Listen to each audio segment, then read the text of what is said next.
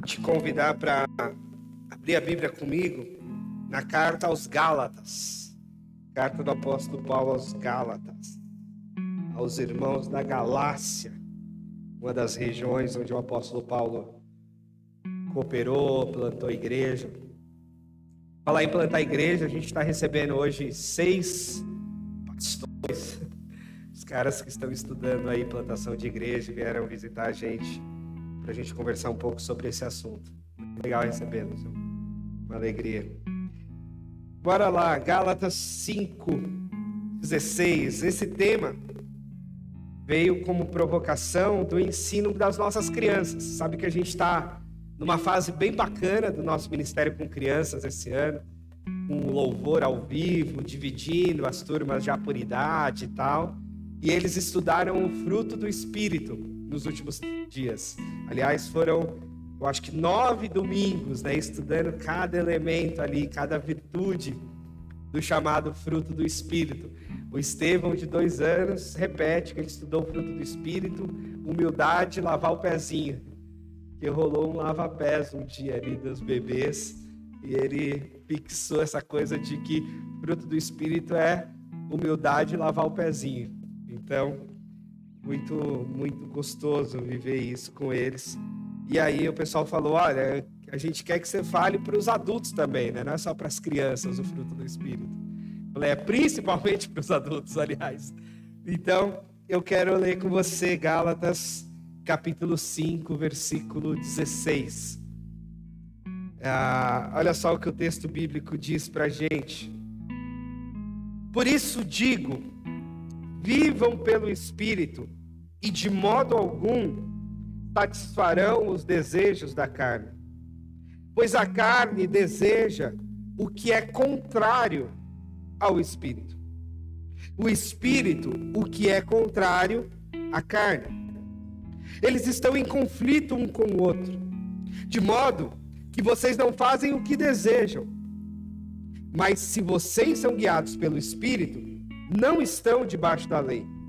Ora, as obras da carne são manifestas: imoralidade sexual, impureza e libertinagem, idolatria e feitiçaria, ódio, discórdia, ciúmes, ira, egoísmo, dissensões, facções e inveja, embriaguez, orgias e coisas semelhantes.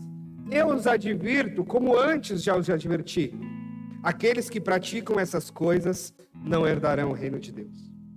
Mas o fruto do Espírito é amor, alegria, paz, paciência, amabilidade, bondade, fidelidade, mansidão e domínio próprio. Contra essas coisas não há lei. Os que pertencem a Cristo crucificaram a carne com suas paixões e os seus desejos.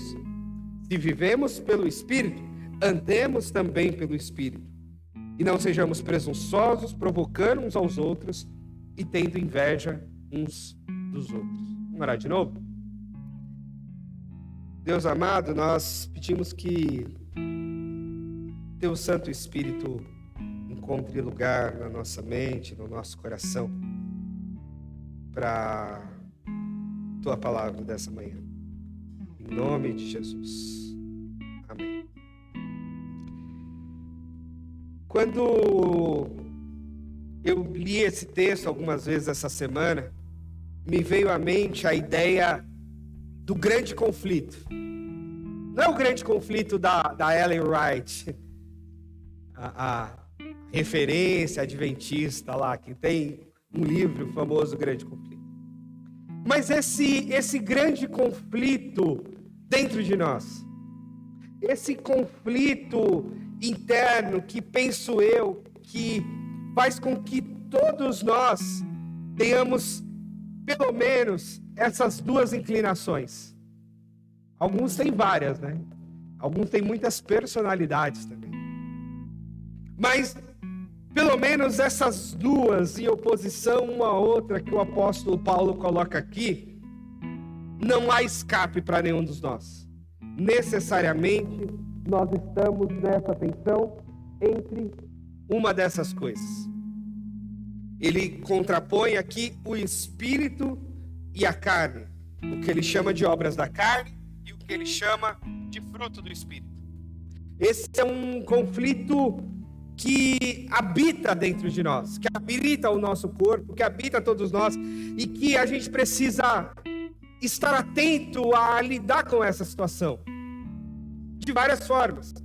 Por exemplo, há uma ideia que eu acho bastante presunçosa, de que uma vez que o sujeito se torna crente, uma vez que ele recebe, a partir de uma experiência espiritual, o Espírito Santo, logo as obras da carne não fazem mais parte da vida dele. Logo ele está plenamente pronto, 100% dentro da jornada ou dentro do fruto do Espírito. Então ele tem automaticamente todas as virtudes do fruto do Espírito e automaticamente os frutos da carne não lhe incomodam nunca mais, ou as obras da carne não lhe incomodam nunca mais. Isso é pretensioso da parte de alguns, isso pode ser ingênuo da parte de outros, e isso pode ser cínico da parte de muitos. Cinismo. Achar que na sua própria vida não há elementos de obras da carne. Para muitos é cinismo, porque não tem como assumir que não há obras na carne na nossa vida, porque necessariamente haverá. O apóstolo Paulo, o grande autor da Bíblia Sagrada, aquele que mais escreveu a Bíblia, e especialmente, praticamente metade do Novo Testamento, ele falava que o bem que ele queria fazer, ele não fazia, o mal que ele não queria, ele fazia. Ele dizia que ele queria experimentar um novo corpo, um tipo de corpo que ele experimentaria só na ressurreição. Que ele experimentaria um corpo incorruptível um dia, mas que não era aqui, que não era agora. Então, a primeira coisa que a gente tem que entender e, de alguma forma, em certa medida, se conformar ou se conscientizar que essa tensão entre obra da carne e fruto do Espírito vai ser um conflito dentro de nós. Vai ser uma tensão com a qual nós vamos conviver do nascimento até a morte. Sabe que a paternidade tem me ensinado muita coisa, né? Eu fico compartilhando aqui as histórias. E uma delas é essa. Porque o meu filho, é o meu filho, né? Maravilhoso, lindo, tudo mais. Mas ele tem uns rompantes de raiva, assim, do nada, que são impressionantes. E aí ele bate, aí ele empurra. Ontem ele chegou tarde, dormindo no meu colo, porque ele ficamos numa festa de criança, ele chegou cansado, e aí ele não queria tomar banho. Para eu tirar a roupa dele, tem 2 anos, para eu tirar a roupa dele e colocar ele no banho foi um sufoco, e ele bateu no meu rosto, num rompante de ira, não quero, e gritava, não quero, não vou, não tira minha roupa, não. Que ira, que raiva.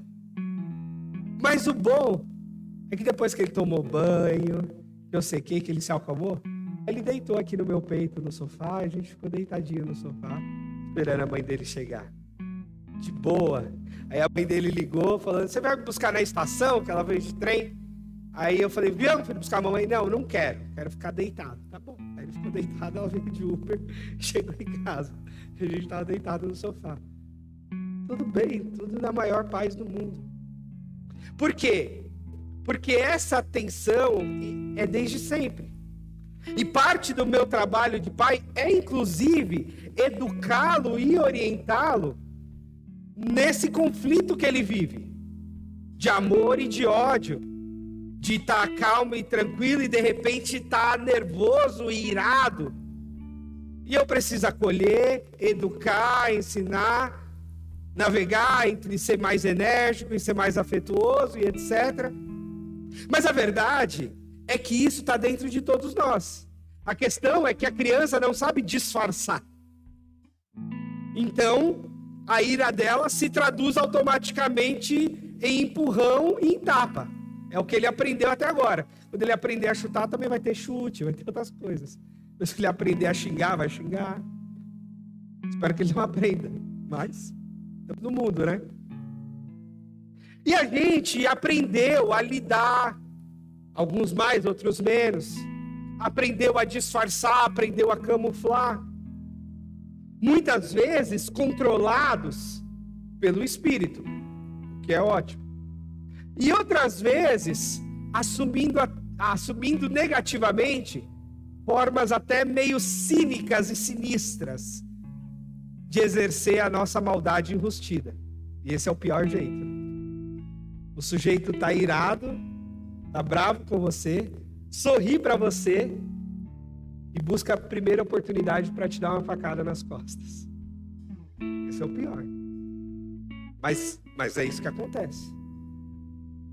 E aí é diferente entre ser controlado pelo Espírito, alguém que se submete à palavra de Deus, se submete a uma consciência daquilo que Deus quer para nós e aí se segura, e aquele que disfarça cinicamente o seu ódio e traduz isso nas costas do outro, na maldade para com o outro. Eu estava lendo o Rabino Newton Bonder nesses tempos, uma trilogia que ele faz, e ele falando, por exemplo, sobre a inveja, e ele fala, a pior coisa do invejoso, do maldoso em geral, não é a construção que ele faz com a mentira, com a chamada fake news.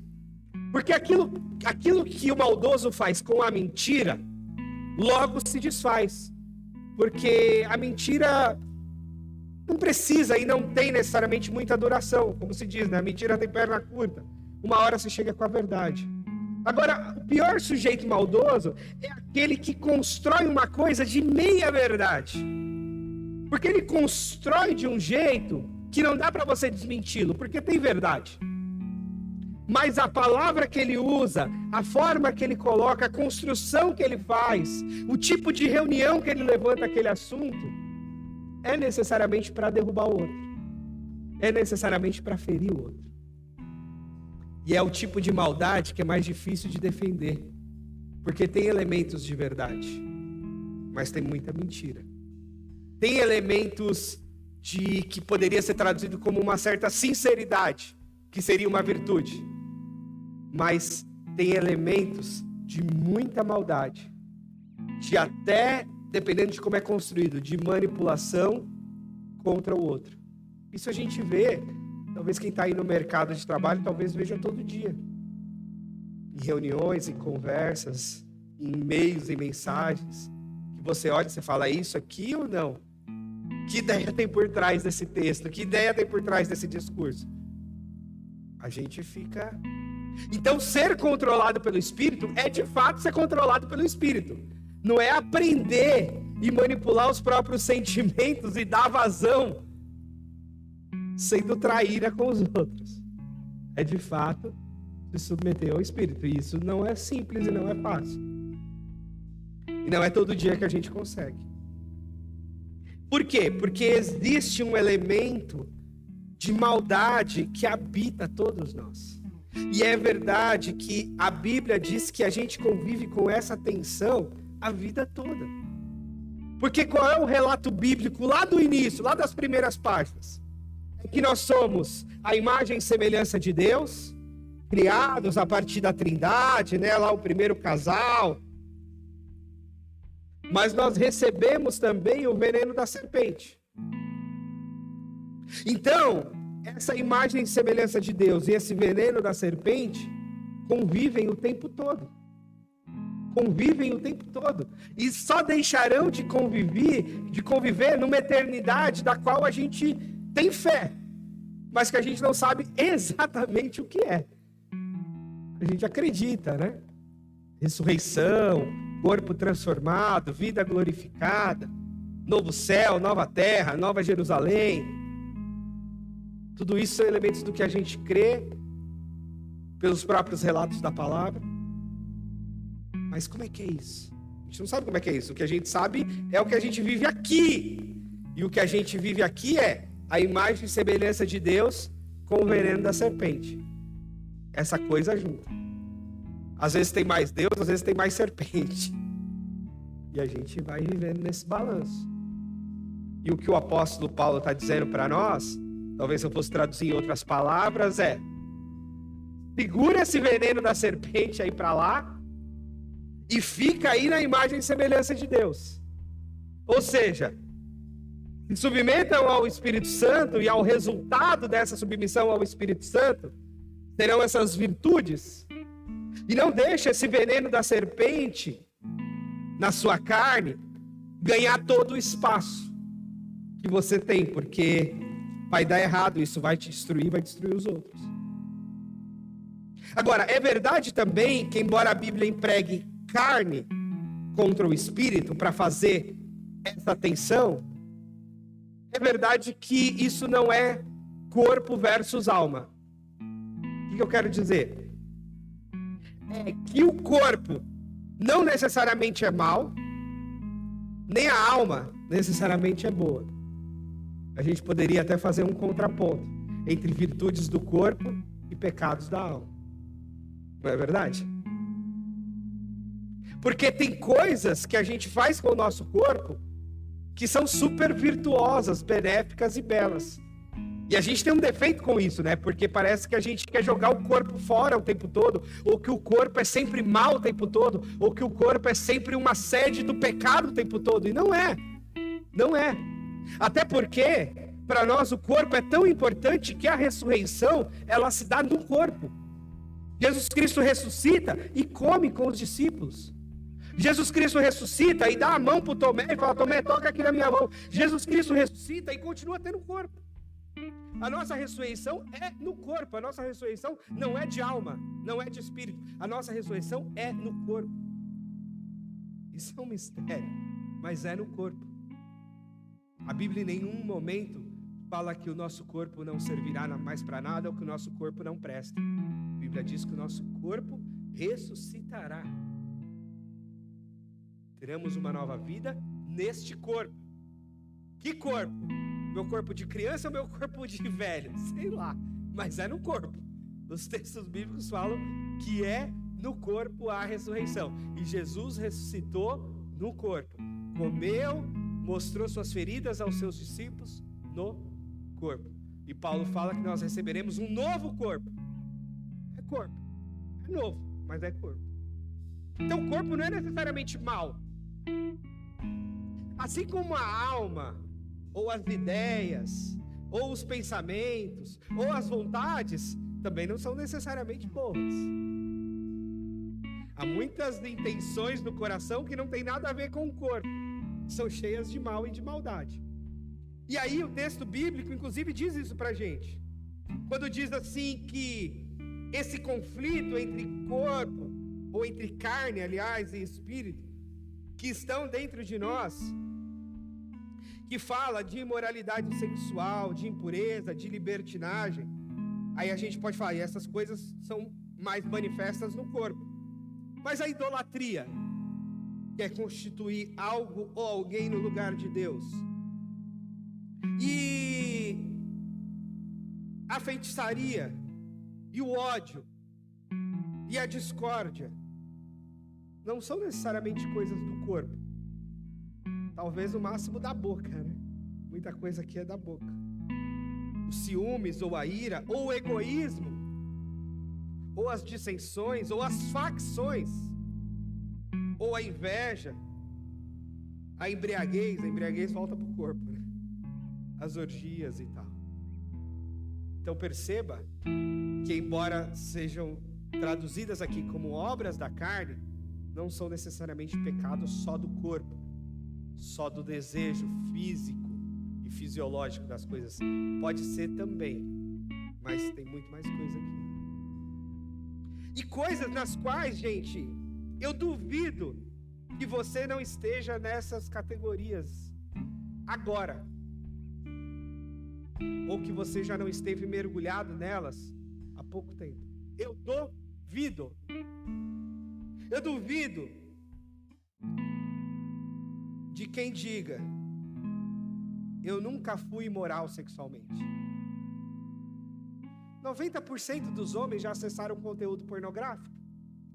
A gente vive uma epidemia de pornografia no mundo. E aí? Quem vai dizer que não? Quem vai dizer que nunca? Pouquíssimos, raríssimas exceções. Isso eu estou falando de uma coisa. Poderia falar de várias outras. Sobre mim, inclusive.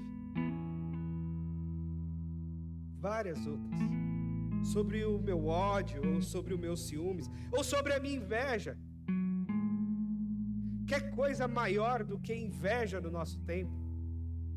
E as redes sociais dão uma contribuição boa para a inveja, né? Porque as pessoas põem as coisas legais no Instagram e a gente inveja. Pastores invejam a igreja do outro. Pessoas invejam a viagem do outro. Homens invejam a mulher do outro. A mulher inveja o marido da outra. Isso é uma farra, é uma bagunça. É um sentimento que... Ultimamente eu estou invejando até os palmeirenses. Que ponto chegamos? O tio está dizendo que o nosso São Paulo está rumo à Série B, a passos largos. Deus nos dibre, tio. Mas é um negócio que está aqui dentro de nós. A diferença é se a gente vai deixar isso aqui tomar conta de nós, ou se a gente vai pôr um freio nesse negócio e vai pedir ajuda para o Espírito Santo e vai dizer, não, calma aí, eu até quero, eu até estou com vontade, eu até estou com desejo, mas eu não posso, porque esse negócio aqui vai detonar comigo, vai detonar com a minha família, vai detonar com as pessoas que me amam, vai detonar com as pessoas que eu amo. Eu não posso, eu tenho que lidar com isso. E o jeito de eu lidar com isso é pedir que o Espírito Santo trabalhe em mim e produza as virtudes do Espírito em mim, virtudes das quais eu também tenho como elemento constitutivo, porque eu sou a imagem e semelhança de Deus, mas que serão plenamente produzidas em mim a partir dessa ação espiritual, da qual eu necessito demais, mas que eu não dou conta. E aí é onde deve entrar a nossa sinceridade e não presunção cristã, de dizer, eu preciso de uma força espiritual que vem de fora de mim, que é maior do que eu.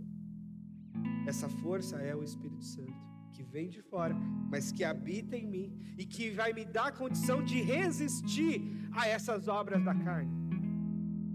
Talvez não com a plenitude santa que eu gostaria e que eu deveria, mas com maior força,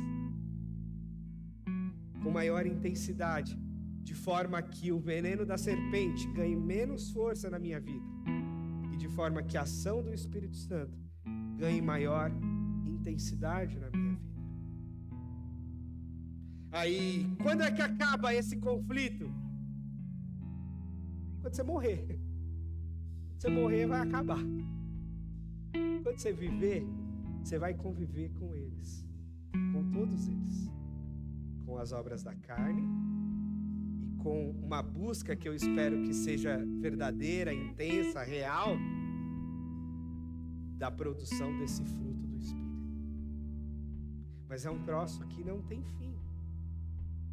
É por isso que eu acho que alguns teólogos que constroem uma teologia dizendo, não, as pessoas que cometem imoralidade sexual, impureza, libertinagem, idolatria, elas não herdarão o reino de Deus, elas estão talvez automaticamente condenadas ao inferno. Eu penso sim e não. Sim, porque de fato é o que nós merecemos como pecadores. E todos nós incorremos nesses pecados. Então nós merecemos o inferno mesmo. É isso mesmo. Só que se não tiver lugar para esses pecadores no céu, não tem lugar para ninguém. Não tem lugar para nenhum de nós. Porque é o que todos nós somos. Todos nós incorremos nesses pecados. E aí essa é a beleza do Evangelho. que é a beleza do evangelho, vai dizer: então, você que incorre nesses pecados e em outros, talvez que não caberia aqui nas páginas da Bíblia, Jesus Cristo morreu, ressuscitou, para que você fosse salvo deles na eternidade, e não só na eternidade, te deu o Espírito Santo para que você pudesse ser resistentes a eles, ou pelo menos um pouco mais resistentes a eles, nesse mundo aqui agora. Então não vem condenar o irmãozinho com base nesse versículo, porque na verdade esse versículo condena a todos nós. Condena a todos nós. E o que vale é o quanto do Espírito Santo está trabalhando em nós, de forma que a nossa vida seja menos destrutiva e destruidora de tanta gente, de tanta coisa e de tanta história. E quem não cai em um, cai em outro. Quem não cai num lugar, cai em outro lugar. Não tem dúvidas. Não há dúvidas e, inclusive, eu não me escandalizo. O crente tem essa fala, né? Escandaliza. Pastor, você não vai se escandalizar se eu disser isso? Eu falo, nem um pouco. Nem um pouco. Porque mais pecador do que eu, tem poucos nessa vida. De verdade. Eu não estou fazendo um jogo, não. Fazendo cena. Eu estou falando real. Real. De lutas que a gente trava e que a gente tem, que são lutas para uma vida. Você sabe que eu vou assumir o risco de fazer uma confissão bem forte. Mas você sabe que a primeira vez que eu assisti conteúdo pornográfico, eu devia ter uns 11 anos de idade. Olha que não tinha nem internet, mas meu pai deixava assim vídeo. Meus pais já eram separados, e meu pai deixava assim na estante da casa vídeo pornográfico. Eu assisti. Talvez com menos, acho que eu estava na terceira série, devia ter uns 9 anos. E esse negócio ocupou a minha mente e a minha vida por muito tempo. E aí, quando eu me converti, eu falei, quando eu me converter, esse negócio vai acabar, né? Me converti com 17, com 18, fui batizado, vivi uma experiência maravilhosa, vivi uma experiência, inclusive, de chamado pastoral e tal. Teve um pastor que teve uma visão, viu um cajado na minha mão, assim, eu tinha 17 para 18 anos, eu falei, bom, agora... Mas, de repente, eu estava lá no mesmo lugar, na mesma coisa. Eu falei, caramba, agora eu sou crente. Jejum, oração, sobe um monte. Eu era pentecostal, subi um monte para orar, descia, recebi dom de Deus, pregando, mas caindo no mesmo lugar. Aí depois eu falei, mas quando eu casar resolve, porque afinal aí eu vou ter minha esposa, vou ter uma vida sexual bacana, linda, maravilhosa. Sou casado há 10 anos e meio. Não resolveu.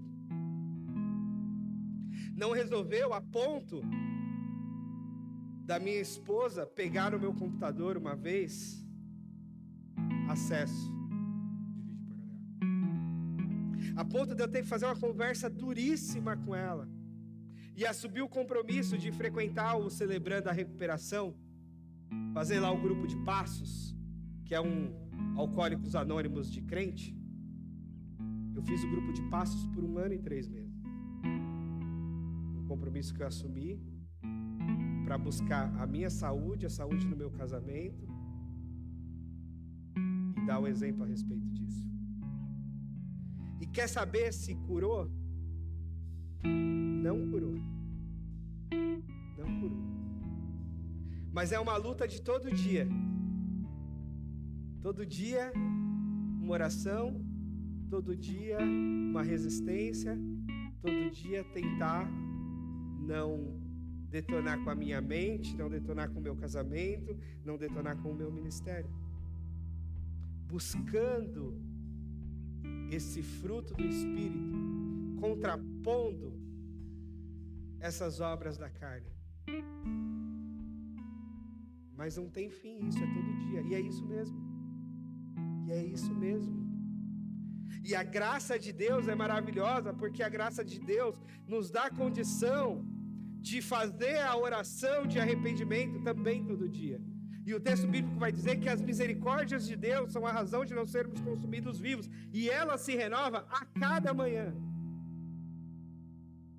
E graças a Deus por isso, porque a gente vai se construindo, porque a gente vai buscando essa jornada com Deus, e nessa luta deste tema, poderia dizer outro, eu estou pensando um tema. Foram altos e baixos, momentos ótimos espiritualmente falando, momentos lá embaixo espiritualmente falando. Mas graças a Deus e essa força do Espírito Santo, que cada vez que eu caio num pecado como esse Espírito Santo diz para mim: esse não é o seu lugar, isso não é o que Deus tem para você.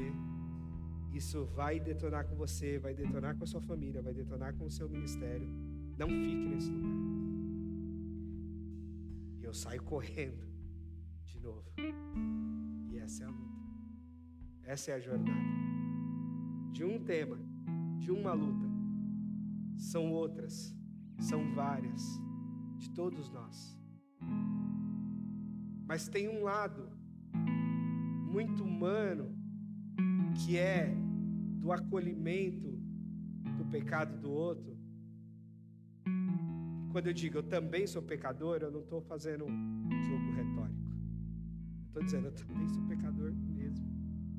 Se não fosse a graça de Deus, se não fosse a cruz de Cristo, se não fosse o sangue dele, se não fosse o Espírito Santo de Deus o tempo todo querer me trazer para esse caminho de fruto do Espírito e não de obra da carne, eu não estava aqui.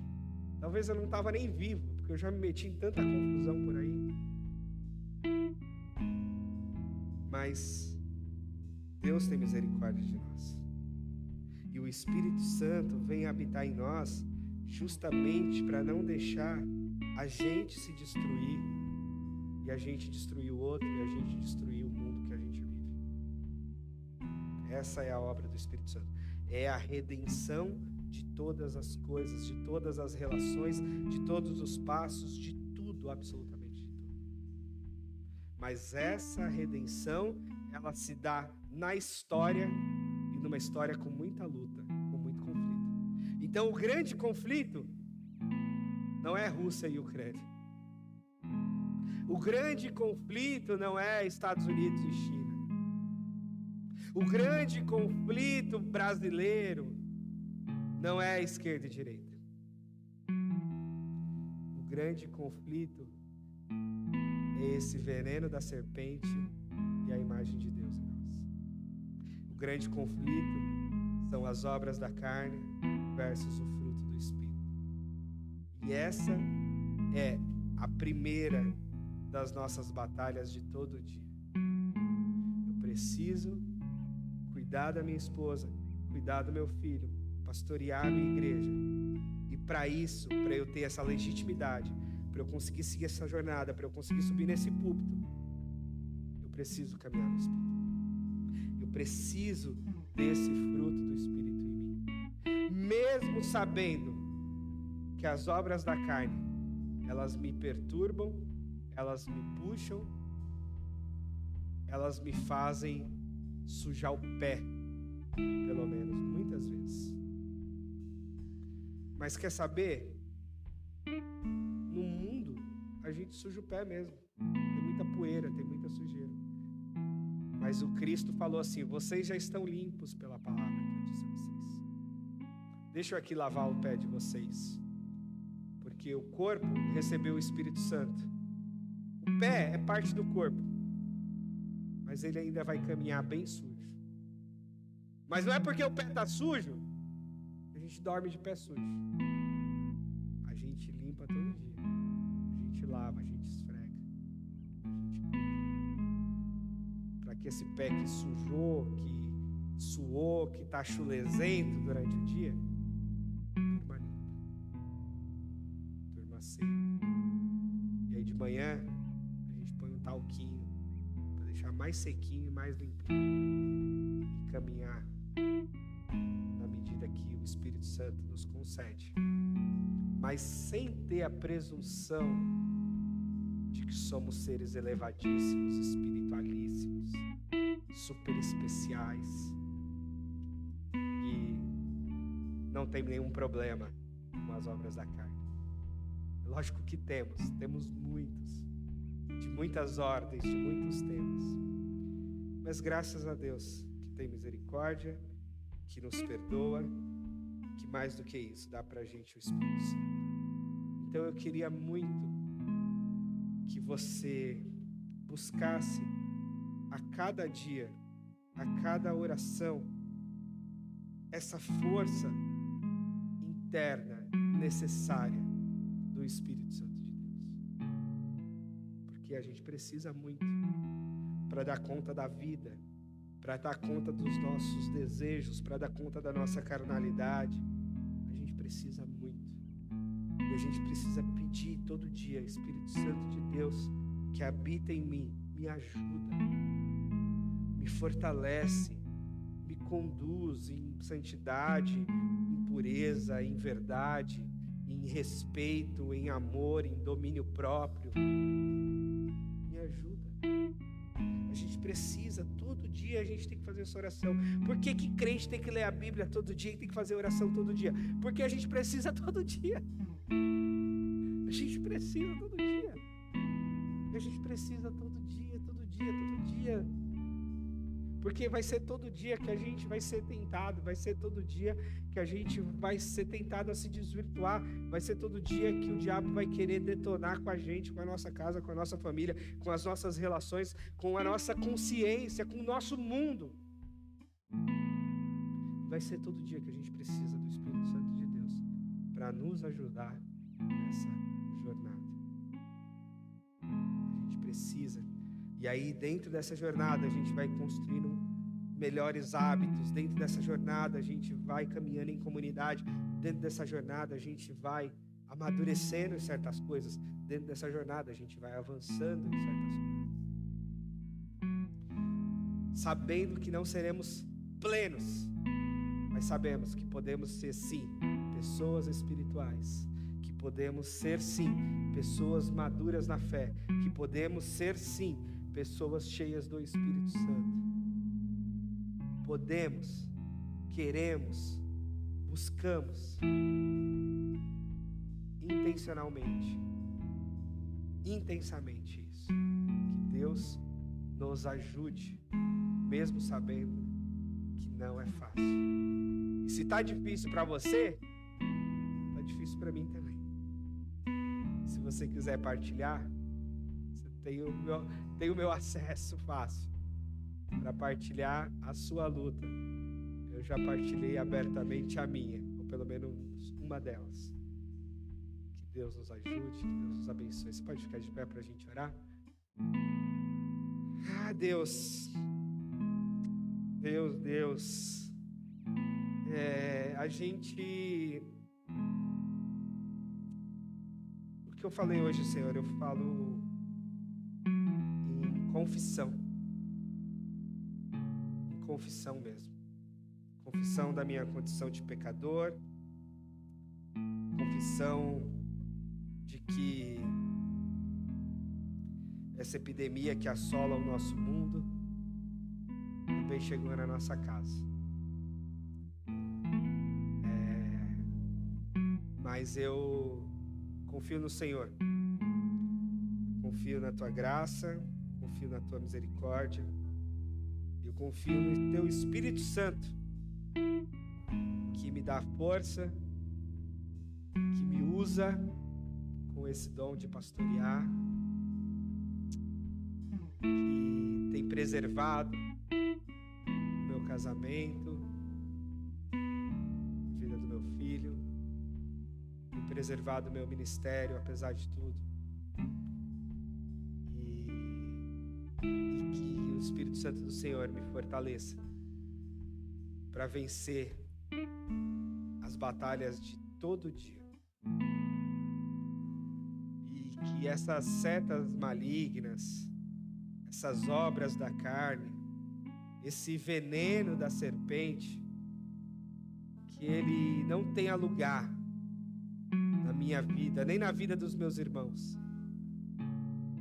Que essa serpente que foi de fato morta na cruz, ela não tenha força na nossa vida.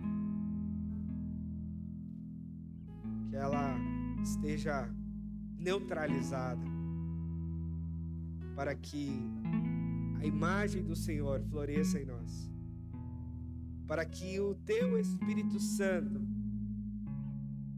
traga todas essas virtudes para a nossa vida, e elas sejam manifestas, sejam belas, sejam visíveis, sejam experimentáveis na nossa vida, na vida das pessoas que estão à nossa volta, de forma que sejamos de fato cheios do Espírito, que sejamos de fato pessoas espirituais, sejamos pessoas em quem a presença de Deus se manifesta, e pessoas nas quais as obras da carne estejam muito neutralizadas, muito controladas, para a tua glória, Senhor. Me ajuda, ajuda meus irmãos na força, na unção do teu Santo Espírito, em nome de Jesus, para a glória do Senhor. Amém. Que Deus te abençoe.